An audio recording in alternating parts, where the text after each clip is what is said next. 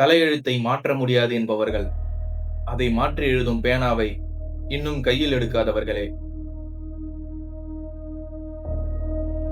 ஒரு பையன் பொறுக்கும்போதே பார்வை இல்லாமல் பிறக்கிறான்.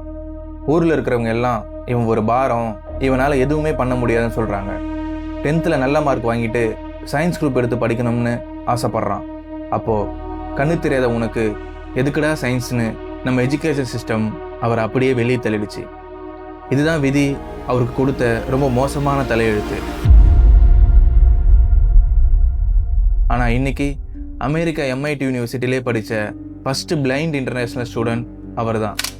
வெறும் படித்ததோடு நிறுத்தலை, இன்னைக்கு 500 கோடி ரூபாய் மதிப்புள்ள ஒரு கம்பெனிக்கு அவர் தான் CEOன்னு சொன்னால் உங்களால் நம்ப முடியுதா? அவரோட பேர் தான் ஸ்ரீகாந்த் போலா. இப்போ ஒரு நிமிஷம் யோசிச்சு பாருங்க.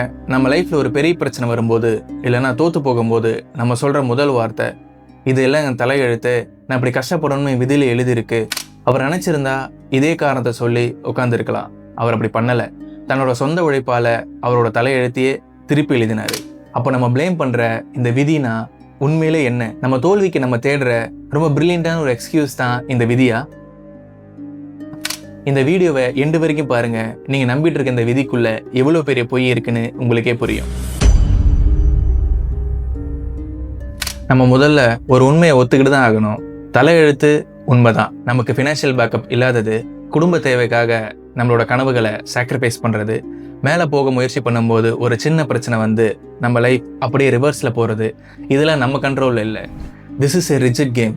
சிம்பிளாக சொல்லணும்னா, நீங்கள் பிறக்கும்போதே உங்களுக்கு சில கார்டு கொடுக்கப்பட்டிருக்கு. அது நல்ல கார்டாக இருந்தால் நீங்கள் சேஃப். இல்லை ஸ்ரீகாந்த் போலா மாதிரி ஒரு மோசமான கார்டு தான் கிடச்சிருக்குன்னா அந்த கார்டை வச்சு நீங்கள் எப்படி விளையாட போகிறீங்கிறது உங்கள் கையில் தான் இருக்குது. விதி உங்கள் ஸ்டார்டிங் பாயிண்ட்டை மட்டும்தான் முடிவு பண்ணும். உங்கள் செயல்கள் தான் உங்கள் ஃபினிஷிங் லைனை உருவாக்கும். இது நமக்கு தெளிவாக புரிஞ்சிருந்தோம். நம்ம ஏன் இன்னும் விதி மேலே தப்பு சொல்லிட்டு இருக்கோன்னு உங்களுக்கு தெரியுமா? ஏன்னா நமக்கு நாமளே லக் இல்லைன்னு சொல்லிக்கிறது ஒரு பெயின் கில்லர் மாதிரி. தப்பு நம்ம மேலே இல்லைன்னு மைண்டுக்கு ஒரு மயக்கத்தை கொடுத்துரும். நீங்கள் ஆக்ஷன் எடுக்காத வரைக்கும் இந்த பெயின் கில்லர் உங்களுக்கு கம்ஃபர்ட்டாக தான் இருக்கும். இப்போ உங்கள் மைண்டில் ஒரு கேள்வி வரலாம், ப்ரோ நான் எவ்வளவோ ஹார்ட் ஒர்க் பண்ணுறேன், நல்லா தான் உழைக்கிறேன், அப்படியே எனக்கான சக்ஸஸ் மட்டும் வரவே மாட்டேங்குது. ஒரு உண்மையை நல்லா கேட்டுக்கோங்க. ஹார்ட் ஒர்க்குங்கிறது சக்ஸஸ்க்கான கேரண்டி கிடையாது. அது ஜஸ்ட் ஒரு ஸ்டார்டிங் பாயிண்ட் தான். உங்கள் உழைப்புக்கு ரிசல்ட் வரலையா, விதியை ப்ளேம் பண்ணுறதை நிறுத்திட்டு உங்களுக்குள்ளேயே இந்த கேள்வியை ஸ்ட்ரெயிட்டாக கேட்டு பாருங்கள். இப்போ நான் பண்ணிக்கிட்டு இருக்க அதே வேலையை அடுத்த 10 வருஷத்துக்கு தொடர்ந்து பண்ணால் நான் எந்த இடத்துல இருப்பேன்னு. இந்த கேள்விக்கு உங்கள் மைண்டு பிளாங்க் ஆகுதுன்னா அப்போ உடனே உங்கள் ட்ராக்கை நீங்கள் மாற்றி தான் ஆகணும். எனக்கு எந்த ஒரு பேக்ரவுண்டும் இல்லைங்கிறதுலாம் இப்போ ஒரு வேலிட் ரீசனே கிடையாது. உங்கள் கையில் இருக்கிற ஸ்மார்ட் ஃபோன் தான் உங்களோட ரியல் அசட். இப்போ இந்த வீடியோவை நீங்கள் பார்த்துட்டு இருக்கிற அதே இன்டர்நெட்டில் தான் உங்கள் தலையெழுத்தையே மாற்றுற அளவுக்கு 1000 ஸ்கில்ஸ் கொட்டி கிடக்கு. நானே இந்த வீடியோவை மொபைலில் தான் ஷூட் பண்ணுறேன். பர்ஃபெக்டாக ஒரு கேமரா வாங்கினதுக்கப்புறம் தான் ஸ்டார்ட் பண்ணுவேன்னு உட்காந்துட்டு இருந்தா கடைசி வரைக்கும் நான் அப்படியே தான் இருக்கணும். இங்கே ஒன்றும் தெரியாமல் யாரும் தோக்குறது இல்லை. எல்லாம் தெரிஞ்சும் அதை செய்யாமல் இருக்கும்போது தான் நம்ம தோக்குறோம். You have to outwork your bad luck. நம்ம மேலே நமக்கே நம்பிக்கை போயிடும்போது, இல்லை இந்த விதி நம்மளை போட்டு அமுக்கும் போது, இந்த ஒரு குரலை மட்டும் நல்லா மைண்டில் ஞாபகம் வச்சுக்கோங்க. தெய்வத்தன் நாகாதெனினும் முயற்சித்தன் மெய்வருத்த கூலி தரும். கடவுளே சக்ஸஸ் தர மறுத்தாலும், உங்கள் விதி உங்களை தடுத்தாலும், நீங்கள் விடுற வேர்வைக்கும் உங்கள் உழைப்புக்கும் கண்டிப்பாக பலன் தரும். உங்கள் ஃபேட்டுக்கு மரியாதை கொடுக்காதீங்க, உங்களோட எஃபர்ட்டுக்கு மரியாதை கொடுங்க.